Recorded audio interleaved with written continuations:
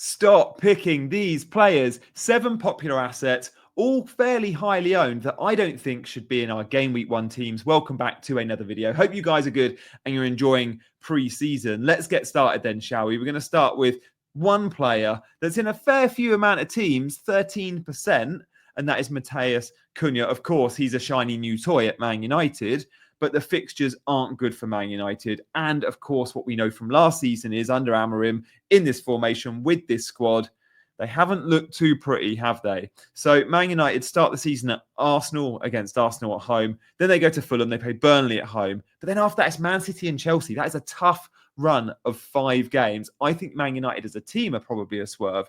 But Cunha, knowing so many are spending 8 million on him, personally, I don't see him as a very good pick. At Wolves, he was cheaper. He was on penalties. He was the talisman. Here at 8 million, not taking penalties. There's no way he's taking them off Bruno. I don't think Cunha yet is a good pick. I think he's far too risky. I don't think we know enough about how United will shape up with him and how many goals they will score. So look, we're going to get to 6 other players. If you're enjoying the video so far, do hit that like button and also be sure to subscribe to the channel. I've had some awesome preseason content so far, but the best stuff is still to come, guys. So hit the notification bell. You'll see all my interviews with some of the world's best managers coming up as they reveal their teams as well. So I spoke about Cunha, and Mbeumo's in the same breath here. Another 8 million midfielder at Man United that's not named Bruno and not on penalties, that also has really tough fixtures. I just think Man United, if you're going to go to an attacking player there, Bruno Fernandes, at least we know what we're getting and we're spending the same amount of money. And Mbeumo and Cunha in a new system with a new manager, new teammates, and difficult fixtures, I think is a swerve. And I'd say similar even to the cheap Man United defenders. I just don't love the fixtures. But as always, there's a slight Man United tax. There's more Man United fans that play this game than any other, than support any other team. Of course there is. That's why Mbeumo is 19% owned. We're going to go away from Man United now to some other players that are in a lot of drafts. Let me know your comments below and see if I've missed any. Are these FPL traps? Are they players we should avoid, or have I got this one wrong? So we've done 2 of the 7. Beto is in 16% of teams. That blew my mind a little bit. Now I understand why. He's 5.5 million. Everton have some good fixtures. Leeds, Brighton, Wolves. But Everton have just spent around 30 million on a new number 9, Tino Barry, who comes with a great reputation from Villarreal. In fact, Tino Barry is perfect profile to what David Moyes likes. Similar skill set to Beto, just slightly better. Now, Beto could start game week 1 and Barry could be eased in. And maybe Barry's got to earn his spot. But when you spend that amount of money on a forward and he's Moyes' boy and Moyes has bought him, I expect him to get a lot of minutes. So even if Beto starts, you're going to see early subs. If he doesn't start, he might not even come off the bench. Like Barry, who's 6 million, could be getting 90 minutes. So for me, Beto is a swerve. Forget the fixtures if you're not getting the minutes. And again, forget the price point if you're not getting the minutes. I get it, 5.5 million, it's slim pickings in the front line. But 6 million can get you a Thiago, for example. 5.5 million can get you a Mayenda at Sunderland, who's at least at the moment, unless they buy, as a starter. Watch this space for the budget forwards. We might see some movement in the transfer market. Players like Meniz of Fulham, heavily linked with Leeds, he could be a really good budget forward for you guys. So look, that's where I'm at with Beto. If you do want to join my mini league, by the way, guys, loads have been asking about that. The code for those listening on podcast is OAD0FX. I'll drop a link in the description, or you can scan the QR code now. But yeah, get in the mini league if you fancy. Let's move away from Beto then and go to Ryan Cherki. Again, nearly 11% owned, over 10%. Over 1 in 10 managers own Cherki because they've seen his YouTube clips. He is a brilliant, talented footballer, and he's a great YouTube footballer. Is he going to be starting for Man City game week 1, 2, 3? Unlikely. We didn't see him many starts in the Club World Cup. Now, Wolves, Spurs, Brighton is a fine opening round of fixtures. After that, they play Man United and Arsenal. It's a tough run of 5, halfway up the ticker. But Cherki's not going to get the minutes. He might cameo off the bench. You'll get 1 pointers from him. Even when he does start, he could come off. This is a high-risk pick for 6.5 million when there's very good 6.5 million players out there that play most minutes, like Enzo of Chelsea, like Ndai of Everton, like Sarr of Crystal Palace. There's a lot of good 6.5s. Cherki is far too risky for me. You could say the same about a lot of the Man City mids. I'd say the same about Foden and Savinho and Doku. Marmoush is a tough one. He's more expensive. I do feel like he'll probably start 8 of the first 10, but even Marmoush doesn't come with a guarantee. There's only one attacker at Man City that comes with a guarantee of absolutely bulletproof starts when fit, and that is Erling Haaland. And for that privilege, you got to spend 14 million. So, yeah, a swerve for me, the Man City mids. Maybe not Marmoush, and he is someone I'm tempted to buy, but certainly the other guys I've just mentioned. The wide forwards, anyway. Maybe Rodri and Reinders will be a good partnership that plays 9 in 10. Again, I think when we're looking at wide forwards, we're swerving.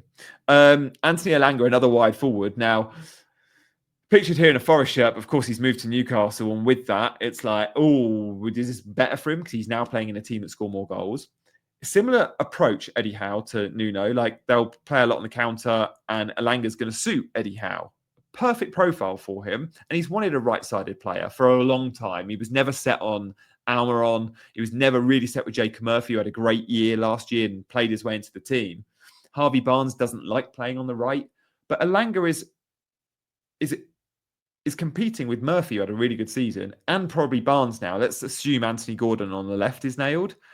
Elanga should be the first choice, and you don't spend 50 million if he's not.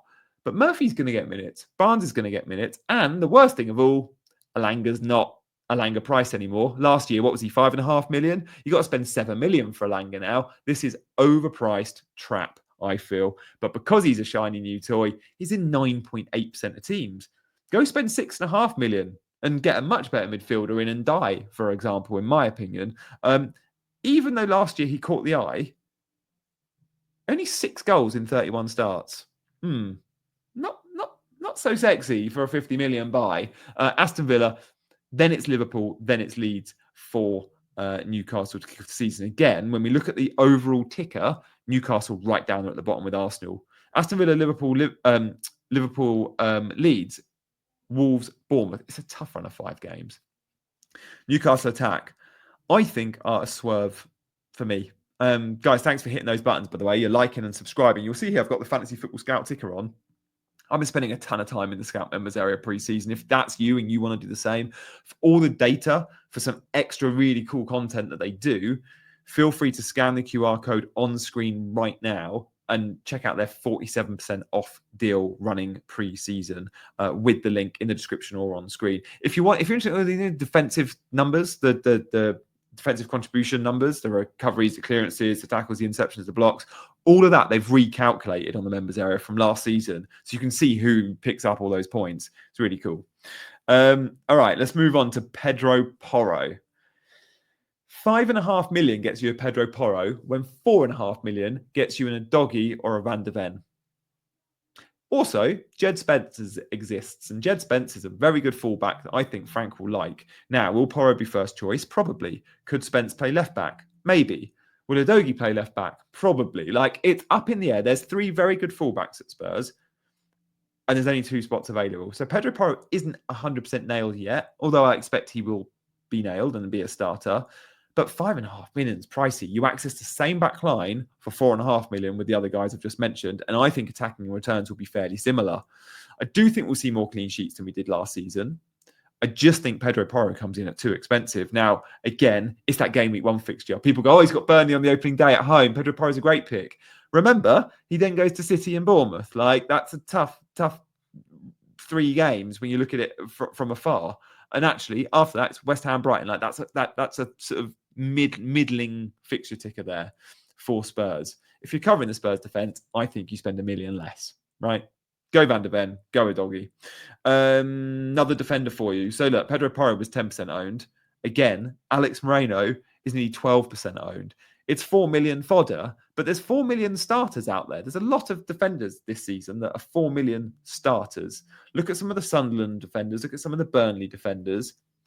Alex Moreno is the 3rd choice left back at Aston Villa, as things stand, because Luca Dean's still there and Mattison's still there. Now, probably Mattison first choice.